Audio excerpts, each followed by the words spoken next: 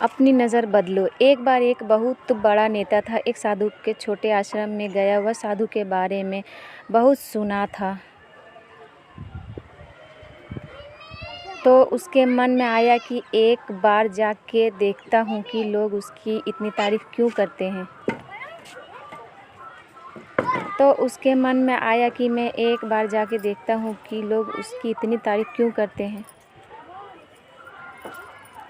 जब वह उस आश्रम में गया तो वहाँ एक छोटा सा कमरा था जहाँ पर एक कालीन बिछा हुआ था।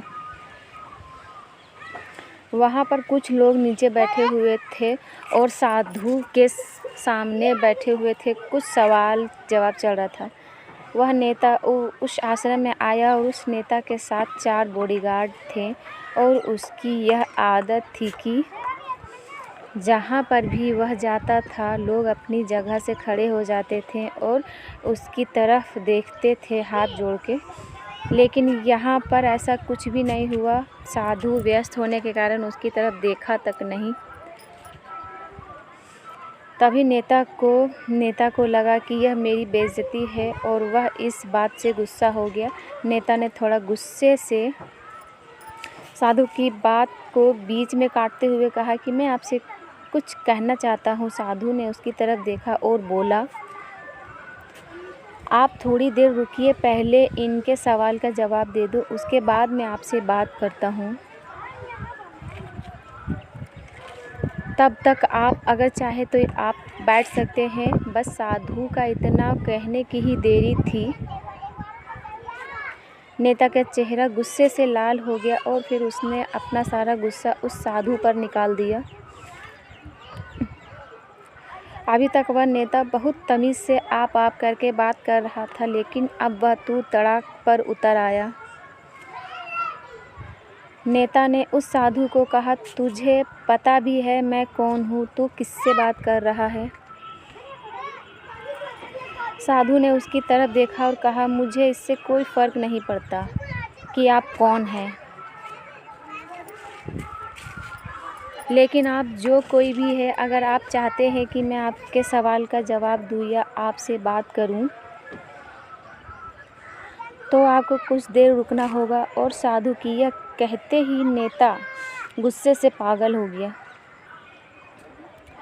और वही सबके सामने चीखने चिल्लाने लग गया, अब मैं तुझे तेरी असली औकात दिखाऊंगा।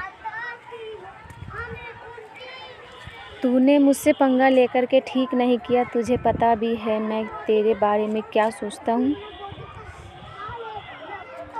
साधु ने फिर से नेता की तरफ देखा और बड़े ही प्रेम से कहा कि मुझे इससे कोई फ़र्क नहीं पड़ता कि आप मेरे बारे में क्या सोचते हैं। आप जो चाहे वह मेरे बारे में सोच सकते हैं। फिर नेता ने उससे कहा कि तू चाहे सुनना चाहता है या नहीं, लेकिन मैं तुझे यही सबके सामने बताऊंगा कि मैं तेरे बारे में क्या सोचता हूँ। तो कोई साधु नहीं, तू एक बहुत ही घटिया इंसान है। तू एक ढोंगी है, पाखंडी है और यहाँ पर जितने भी लोग बैठे हैं उन सबको बेवकूफ़ बना रहा है।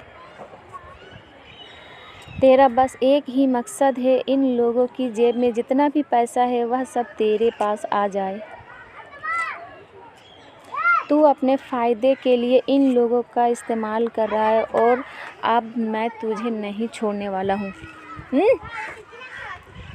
पूरी दुनिया के सामने तेरा पर्दाफाश करके रहूँगा। लेकिन इसके इतना बोलने के बाद भी हल्की सी मुस्कान उस साधु के चेहरे पर बनी ही रही।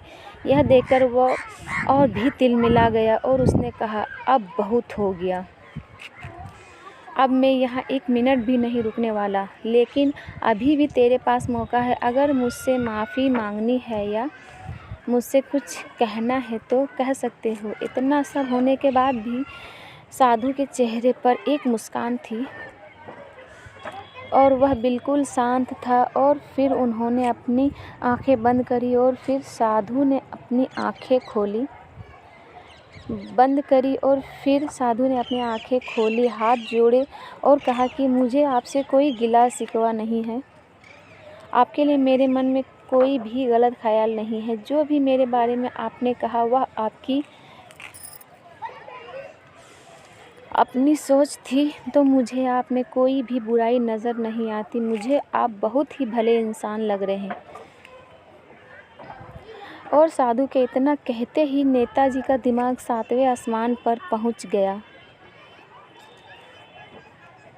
उसके चेहरे पर एक अजीब सी खुशी थी, क्योंकि उस साधु ने वही कहा जो बाकी सब लोग उस नेता को कहते हैं, और वह खुशी खुशी उस आश्रम से अपने घर की तरफ चला गया और जा कर के अपने पिताजी के सामने बैठ गया। उसके पिताजी ध्यान में थे। उन्होंने पूरी ज़िंदगी सिर्फ लोगों की सेवा करी और बदले में कुछ भी उम्मीद नहीं किया। तो थोड़ी देर बाद जब उन्होंने अपनी आंखें खोली और देखा अपने बेटे को अपने साथ बैठे हुए,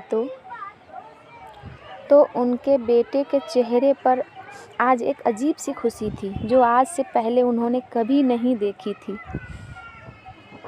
फिर उसने एक एक करके सब कुछ बताया कि आज क्या हुआ, किस तरह से वह आश्रम गया और वहाँ पर क्या हुआ, उसने क्या कहा और साधु जी ने क्या कहा। जब उसके पिताजी ने पूरी सुनी तो थोड़ा सा मुस्कुराया और अपने बेटे को देख करके बोले कि उन्होंने तुम्हारी तारीफ़ नहीं करी, क्योंकि उन्होंने वह नहीं कहा कि जो तुम हो, उन्होंने वह कहा कि जो वो खुद है। तुमने जो भी कुछ उनको कहा वो नहीं कहा कि जो कुछ, बल्कि तुमने यही बात वेदों में भी कही गई है, यथा दृष्टि तथा सृष्टि। यह दुनिया वैसी नहीं जैसी दिखती है, जैसी यह दुनिया है यह दुनिया वैसी दिखती है तुम्हें, जैसे तुम खुद हो जिसकी नज़र जैसी। इसके लिए यह दुनिया वैसी ही है जो अगर तुम अपनी दुनिया, तो उसका सिर्फ एक तरीका है, अपनी नज़र को बदलो। Thank you for watching.